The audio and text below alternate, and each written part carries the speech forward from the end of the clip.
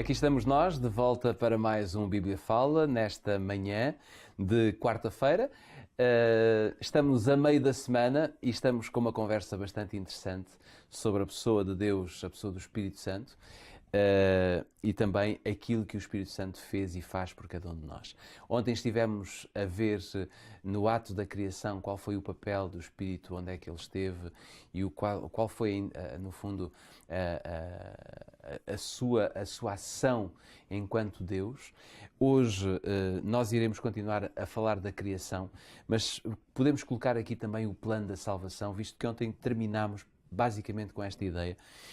O plano da salvação foi preparado por Deus, ou seja, o Espírito Santo também esteve incluído neste projeto para salvar toda a humanidade. O Espírito Santo sempre esteve ativamente envolvido na recuperação e ontem falávamos em o homem ser recriado a uma nova imagem, uma nova semelhança.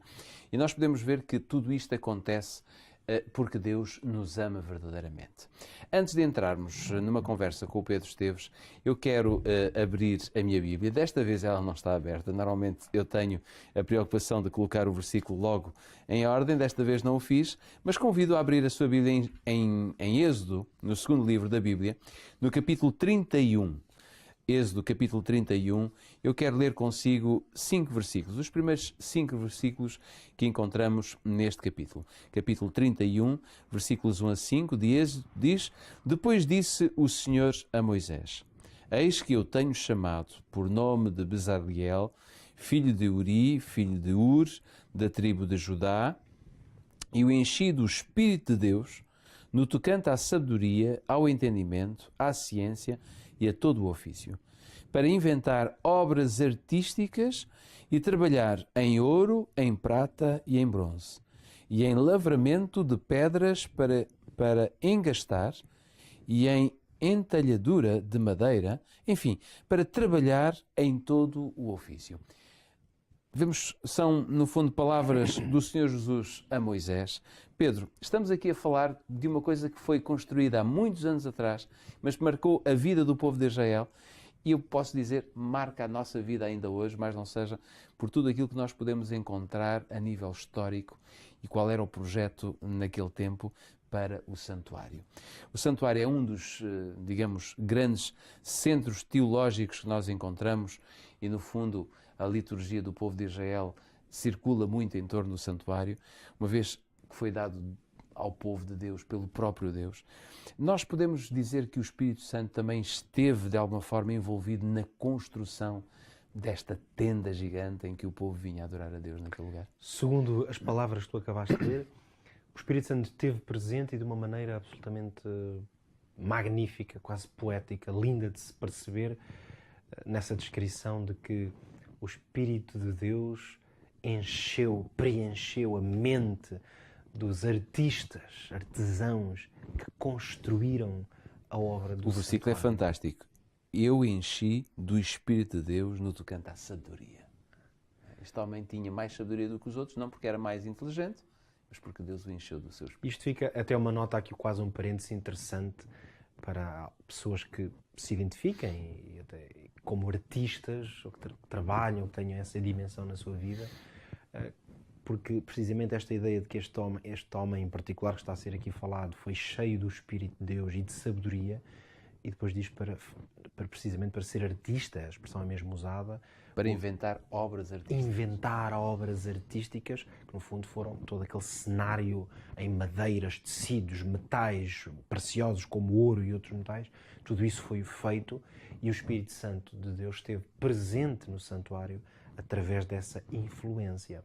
Uma vez que o espaço por excelência, este é um ponto muito importante, esta é uma das passagens que ajuda a mostrar isso, mas há muitas outras na Bíblia, o espaço de ação e ministério do Espírito Santo por excelência é a pessoa humana. Ou seja, ele tem uma vontade enorme de capacitar os seres humanos. Não é? Exatamente. Trabalhar no âmago da mente, do coração e do corpo.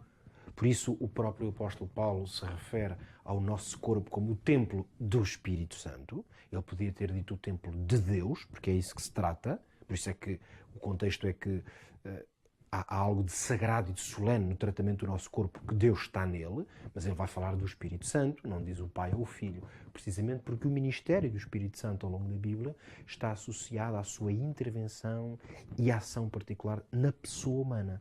Concordas com esta ideia de que os seres humanos são capacitados pelo Espírito de Deus, já aqui falámos, para realizarem com arte e beleza, eu diria, o que Deus tem como sonho, como perspectiva para a nossa vida?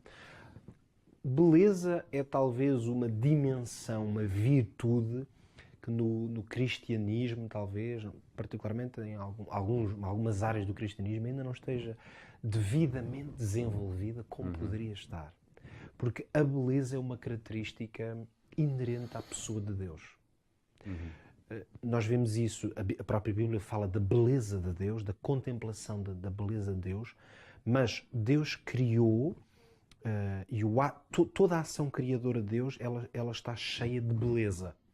Quando nós olhamos para a obra criada por Deus, nós vemos a diversidade e a complexidade e a densidade até da obra criadora, quando nós começamos a ver os diferentes matizes de cores, cheiros, texturas.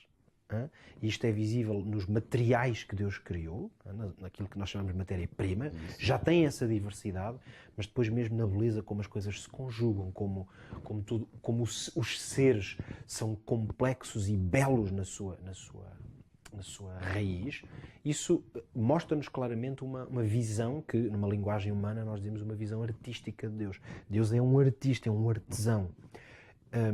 Ora, essa característica ou virtude de Deus, ela manifesta-se nos seres humanos e é por isso que o Espírito Santo é que é o agente disso. Porquê? Porque o Espírito Santo é Deus em nós.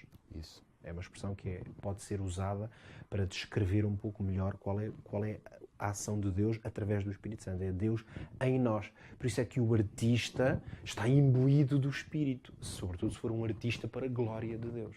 Mas permite-me terminar aqui a minha intervenção voltando ao santuário para dizer o seguinte. Há alguma coisa... O santuário é de uma riqueza em termos de significado e de teologia que é impressionante.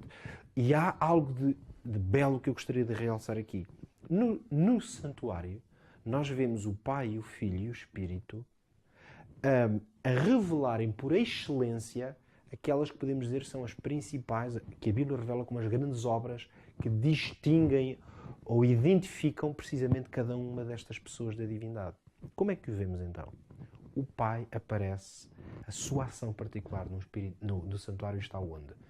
Ao aparecer no lugar santíssimo, ao se manifestar e aparecer aos profetas, a Moisés ou ao sumo sacerdote, foi ele que disse, eu farei um santuário para habitar no meio deles, e ele disse a Moisés, é aqui que eu vou aparecer para falar contigo. Então, este Deus que fala, o Deus que dá ordens, porque é essencialmente isto que a Bíblia revela do Pai, este Deus que estabelece padrões, que aparece e diz aos homens o que é que eles têm que saber, este Deus manifestou-se no santuário, não só dando esta revelação a Moisés, mas depois aparecendo-lhe lá. O Filho Jesus Cristo, onde é que ele se revela e está presente no santuário? Nos tipos, nos símbolos que no santuário estavam presentes e que basicamente quase todos apontam precisamente para o ministério de Cristo. Mas é evidente que por excelência Cristo estava nos cordeiros, nos animais sem mácula que eram oferecidos e no sangue desses animais que era derramado para perdão dos pecados do povo. Jesus Cristo estava ali a ser anunciado e revelava-se ali a sua pessoa e a natureza do seu ministério. Claro. Que é essencialmente este ministério de redenção, de perdão, que ele iria consumar de maneira plena quando viesse a esta terra. E segundo o texto que acabámos de ler em Êxodo, o Espírito Santo estava presente aonde? Inspirando as pessoas que tiveram que construir aquele santuário para que elas tivessem sabedoria e arte, capacidade para o fazer. Nos bastidores, mas com uma função extraordinária. Uma função sem a qual o santuário não existiria, Porque se o artista construísse aquilo tudo mal, vamos Claro. caricaturar aqui, a obra não era digna de um lugar onde Deus ia aparecer. Por isso é que Deus deu ordens específicas sobre as medidas, sobre os materiais, sobre tudo aquilo, precisamente, mas o Espírito Santo é que deu capacidade aos homens, aos artesãos e artistas, para o conseguirem fazer. Vê como de uma maneira incrivelmente profunda, mas ao mesmo tempo subtil e simples, o santuário tem o Pai, o Filho e o Espírito Santo a revelarem-se em toda a sua plenitude. Obrigado, Pedro. Foi excelente esta conversa do Bíblia Fala, nestes minutos em que passámos juntos aqui em estúdio. Ficou muita coisa por dizer sobre esta maravilhosa mensagem do santuário e do papel de Deus no santuário, mas se quiser, enfim, fazer um estudo sobre esta matéria, a Rádio RCS tem um programa e que está em podcast e você poderá enfim, escolher esse programa, poderá escutá-lo com o pastor Eduardo Teixeira, poderá ver, poderá ouvir aquilo que foi, enfim, aqui feito há algum tempo, não há muito, mas há algum tempo, e que lhe poderá dar mais luz sobre esta questão do santuário. Mas nós não estamos a falar do santuário, estamos a falar do papel do Espírito Santo, do papel de Deus em todo este processo. Foi maravilhoso podermos ver hoje que sem a ajuda do Espírito de Deus, Israel não teria sido capaz de construir aquela tenda gigante, aquele ponto de encontro para se encontrarem diariamente com o seu Deus.